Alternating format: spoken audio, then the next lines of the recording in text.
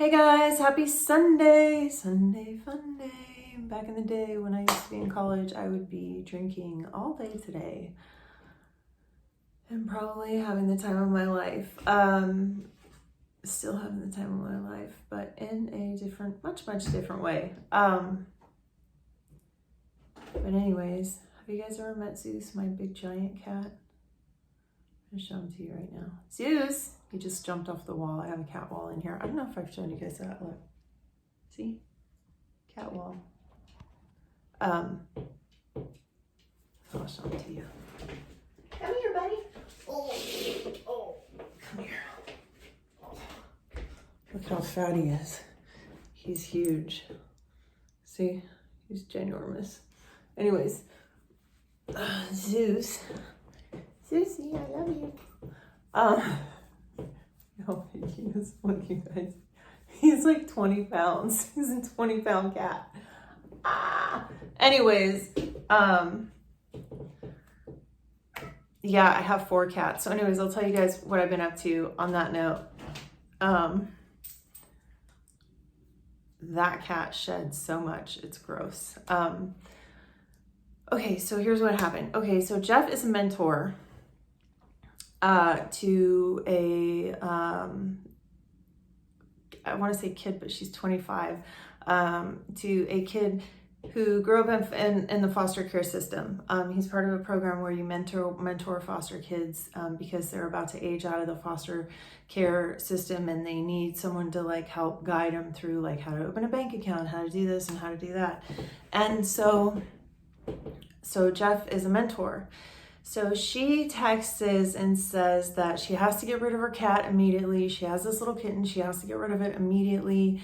And so Jeff's like, well, because she wants it back in a couple of months when she's able to move. And Jeff's like, well, we could just take it. I'm like, hell no, dude, we have 4 cats. Hell no. And I'm like, you know what? I can ask my friend if she wants to take her. So I asked my friend if she wants to take her temporarily, but I kind of think this is going to be a permanent situation. But basically I had a kitten in my house for a night, which was a nightmare. I definitely don't want to get any kittens again. I'm perfectly happy with full-grown cats, but the ones that I have are going to be alive so long that I don't think I'll be getting any new cats anytime soon. So that happened. Oh yes, and I auditioned for The Voice, which was interesting. Couple of things on that. So one, I went to my I went to my nephew's 2-year-old birthday party yesterday, right? So the whole family was there. So I had told my husband, yeah, I'm just going to do this online audition thing for The Voice. So he goes and tells the family. And then so yesterday I have to explain like 5 different times to different family members. They go, oh, how'd your audition go? And I'm like, damn it. Like, and I told them that, I'm like, why would you tell people that? Then I have to tell them when I fail, you know, like, but whatever. So anyway, the audition was pretty good compared to previous auditions. Of course, I didn't make it, but you know, you're not always what they're looking for, and a lot of different people don't make it, and my audition wasn't good enough. But one of the big mistakes that I made, I think, was that because it's supposed to be an open call online audition, and they give you a minute and a half, and you're supposed to sing a verse and a chorus.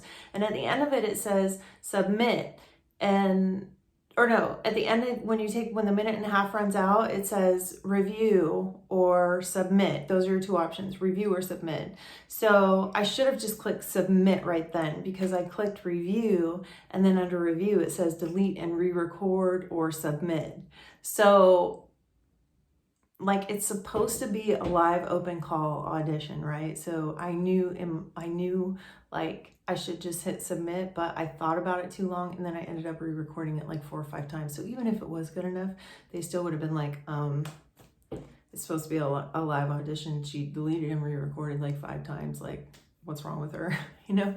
So yeah, so that's what happened with that. But it was a really good experience. If you're anyone who ever is thinking about doing anything like that, definitely do it. It's a great experience either way. Teaches you a lot about yourself and dealing with rejection. And then, hey, if you don't have to deal with rejection, that's awesome too. But anyways, those are the 2 things that happened. And then this morning I woke up, This morning I woke up and, okay, so this is the problem with having a YouTube channel. If you are someone who's thinking about having a YouTube channel, it will always be in your mind. You are going to care what people think. If you don't, congratulations. I don't know anybody that truly doesn't care what anybody else thinks. But they have like this YouTube studio. Here you go, Zeus. You can, bye-bye. Go ahead.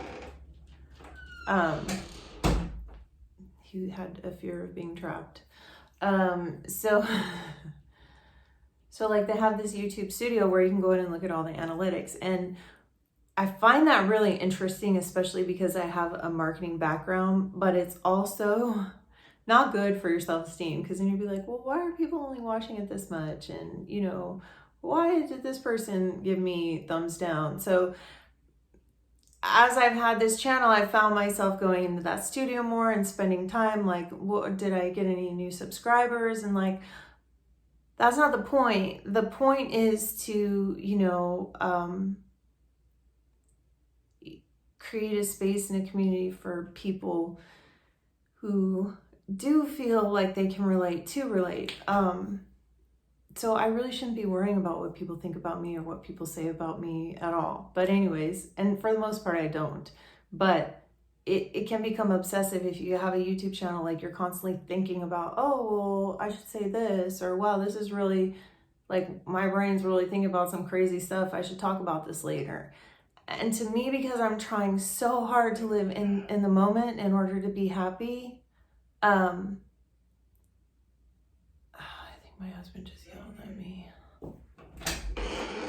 I'm trying to do my vlog, so can I talk to you in a second? Well, we're going to take him for a walk. Okay. The show starts at 5. What? We're going to take him for a walk. We're going to go now if you want me to go with you. Okay.